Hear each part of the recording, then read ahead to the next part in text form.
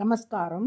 1000 நாமங்கள் 1000 கதைகள் 316வது திருநாமம் குரோதக்ருதே நமக.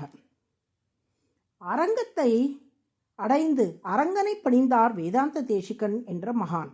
அப்போது தேசிகனின் மனதிலே ஒரு காட்சியை காட்டினான் திருவரங்கன். திருவரங்கம் என்ற திருத்தலமே ஒரு நாடக அரங்கம். அந்த அரங்கத்தில் நடிக்கும் கதாநாயகன் அரங்கநாத பெருமாள், கதாநாயகி ஸ்ரீ ரங்கநாயகி தாயார். அரங்கனும் ரங்கநாயகி தாயாரும் 10 விதமான கதாபாத்திரங்களை ஏற்று அந்த அரங்கத்திலே நடித்து காட்டுகிறார்கள். அரங்கன் ஏற்று நடித்த அந்த 10 கதாபாத்திரங்களே நாம் பிரசித்தமாக போற்றும் தசாவதாரங்கள் ஆகும். இக்காட்சியை மனக்கண்ணால் கண்ட தேசிகனுக்கு அந்த அவதாரங்களை எல்லாம் துதிக்க வேண்டும் என்ற ஆவல் உண்டானது. அதனால் ஒவ்வொரு அவதாரத்துக்கும் ஒரு ஸ்லோகம் வீதம் 10 ஸ்லோகங்கள் பாடி அவதாரத்தையும் துதித்தார் தேசிகன். தசாவதார ஸ்தோத்திரம் என்று அத்துதி அழைக்கப்படுகிறது. அதை கேட்டு மகிழ்ந்த அரங்கன், வேதாந்த தேசிகரே, 10 பாடல்களால் என் 10 அவதாரங்களை துதித்தீர்கள். இப்போது அவற்றை தொகுத்து ஒரே பாடலில் என் 10 அவதாரங்களையும் பாடுவீராக என்றான். அரங்கனின் ஆணையை ஏற்று அவன் அருளால் ஒரு ஸ்லோகத்தை ஏற்றினார் வேதாந்த தேசிகன்.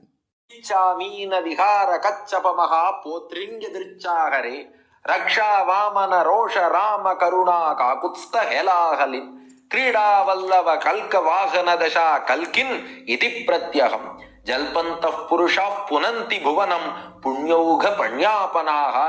10 அவதாரங்களிலும் இறைவனிடம் எந்தெந்த குணங்கள் பிரதானமாக வெளிப்படுத்தப்பட்டனவோ அந்த குணங்களையே அந்தந்த அவதாரங்களுக்கு அடைமொழிகளாக்கி இதில் தேசிகன் குறிப்பிட்டுள்ளார்.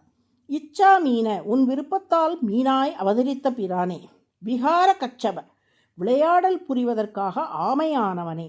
மகாபோத்ரின், மாபெரும் வடிவம் கொண்ட பன்றியாய் தோன்றியவனே.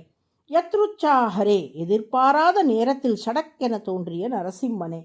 ரக்ஷா வாமன, உலகை எல்லாம் காப்பதற்காக வாமனமூர்த்தி ஆனவனே.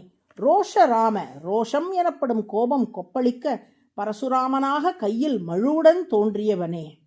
கருணா காக்குத்ஸ, கருணை வடிவெடுத்த ராமனே. ஹேலாஹலீன், கலப்பையை வைத்து விளையாடிய பலராமனே. கிரீடா வல்லவ, லீலைகள் செய்வதற்காகவே அவதரித்த கண்ணனே. கல்க வாகன தசா கல்கின், வெண்குதிரையில் ஏறி பவனி வரப்போகிற கல்கியே. இப்படி 10 அவதாரங்களின் பெயர்களையும் தினந்தோறும் வாயார சொல்லி புண்ணியத்தை சம்பாதித்து கொண்ட மனிதர்களாலே இந்த உலகம் தூய்மை அடைகிறது என்று ஸ்லோகத்தை முடித்தார் தேசிகன். அரங்கனும் மனம் மகிழ்ந்து தன் திருவருளை பொழிந்தான்.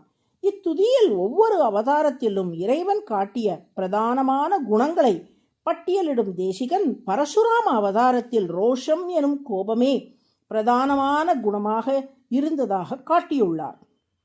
கோபம் என்பது தீய குணம் அல்லவா? அதை போய் முக்கிய குணமாக கொண்டாடலாமா என்ற கேள்வி எழலாம். அதற்கு விடையாதனில் தீய சக்திகள் மீது இறைவனுக்கு வரும் கோபம் தீய குணம் அல்ல. அறநெறி தவறி தீய வழியில் ஆட்சி புரிந்த அரசர்களை அழித்து பூமியில் நன்னெறியை நிலைநாட்டும் பொருட்டு பரசுராமர் கோபம் கொண்டதால் அக்கோபமும் கூட பூமிக்கு நன்மையே செய்தது.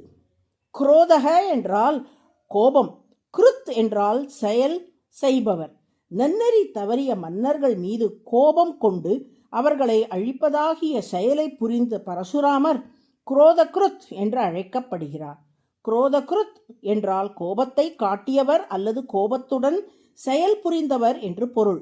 அதுவே சகஸ்ரநாமத்தின் 316வது திருநாமம். குரோதக்ருத்தே நமக என தினமும் சொல்லி வரும் அன்பர்களின் வாழ்வில் வரும் துயரங்கள் மீது திருமால் கோபம் கொண்டு அவற்றை போக்கி அருள் புரிவார். நாராயண நாராயண.